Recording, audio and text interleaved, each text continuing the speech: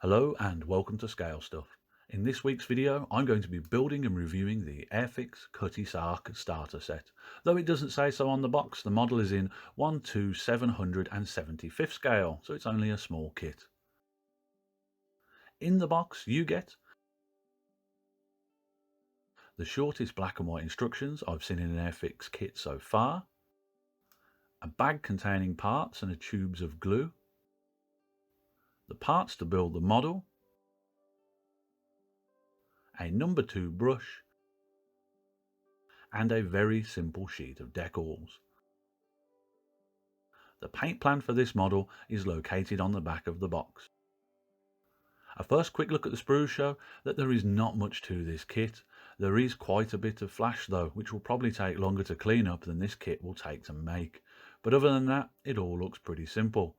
Interestingly, when I looked up the history of this kit, this model's tooling dates all the way back to 1955, which means this kit has the oldest lineage of any kit that I've made so far.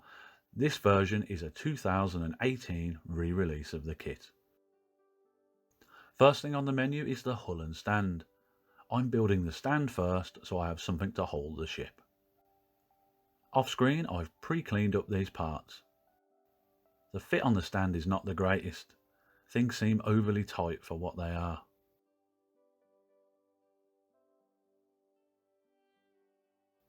The hull fit's not the greatest either, but I guess this is like the great granddad of Airfix kits, so I shouldn't really be expecting much by modern standards.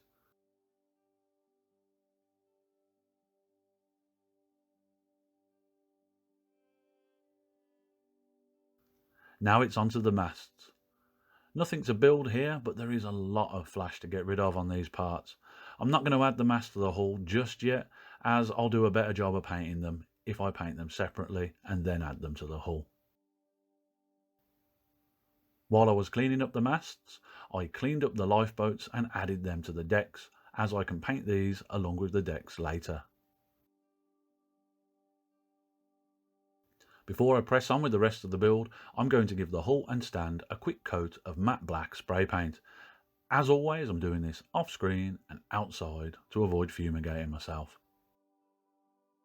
This is how it's looking with a coat of matte black. Next up, it's onto the sails. The sails have tons of flash and, if I'm honest, are a bit of a mess. Before I consider doing anything else with these, I'm cleaning them up with a sanding stick and a sharp knife.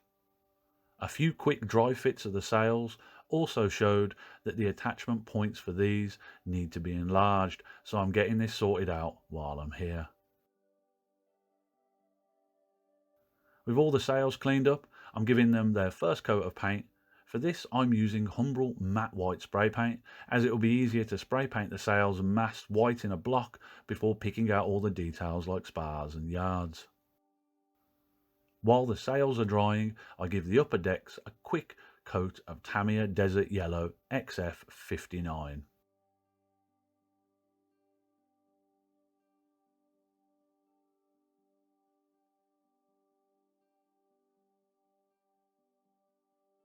Now it's time to paint all of the little details. I'm using Tamiya XF79 Deck Brown to get all of the dark wood bits on this ship done.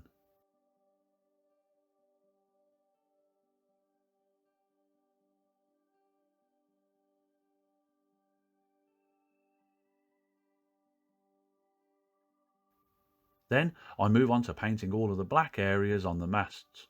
I also touch up a few areas I've messed up on the hull. Now it's onto the lower hull. For this area, I made the mistake of using metallic paint that came with the kit. The coverage on this was terrible, and yeah, I just made a mess with it.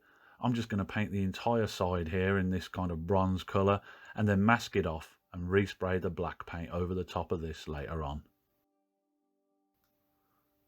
While the mess is drying, I start assembling the mast and sails. These bits go on okay, but again, it's all a bit fiddly. If I'm honest, this model feels like a lot of work for what it is. This is how I've masked off the lower and upper hull so I can respray it black. To be honest, masking this off was easier than I thought it would be, because the whole thing is so small, tape easily spans the deck and sides. Sometime later, this is how the lower hull's looking. I've had to tidy up a couple of small leaks, but the electrical tape did its job. Before I move forward with the build, I'm giving the upper decks a quick wash with some watered down black to pick out a few more details and hopefully show off some of the plank details. Now, before the final assembly, it's time to add the decals. These decals are really small, and I'm just glad I've got tweezers to add these to the model. It's nice to add a bit more detail to the hull here though.